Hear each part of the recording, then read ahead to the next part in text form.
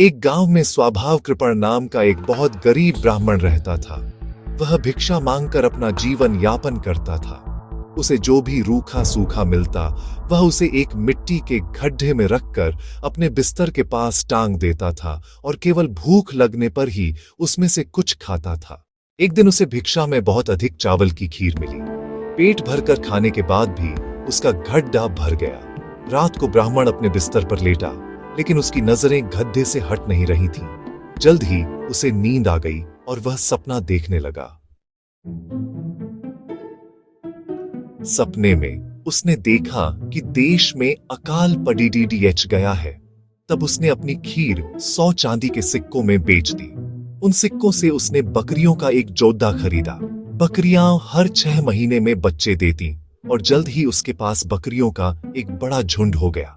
उसने उन बकरियों को बेचकर गाय और भैंस खरीदी। फिर गायों और भैंसों ने भी बच्चे दिए और वे ढेर सारा दूध देने लगे।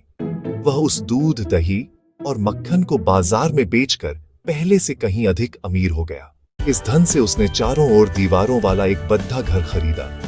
उसकी दौलत देखकर एक धनी ब्राह्मण ने अपनी बेटी का विवाह उससे कर दिया। जल्द ही उनके घर एक बेटा हुआ, जिसका नाम उसने सोम शर्मा रखा।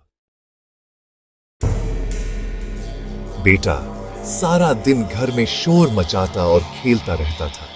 ब्राह्मण को गुस्सा आया और उसने अपने बेटे को चुप रहने के लिए छड़ी उठाई और उसे डांटने लगा।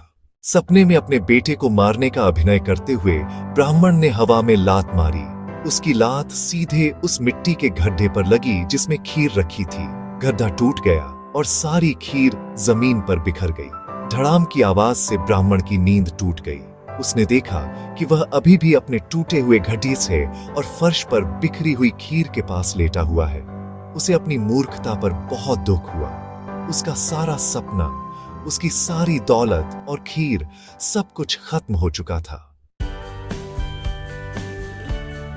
इस कहानी से यह सीख मिलती है कि हमें केवल ख्याली पुलाव नहीं पकाने चाहिए, बल्कि वर्तमान पर ध्यान देना चाहिए और मेहनत करनी चाहिए।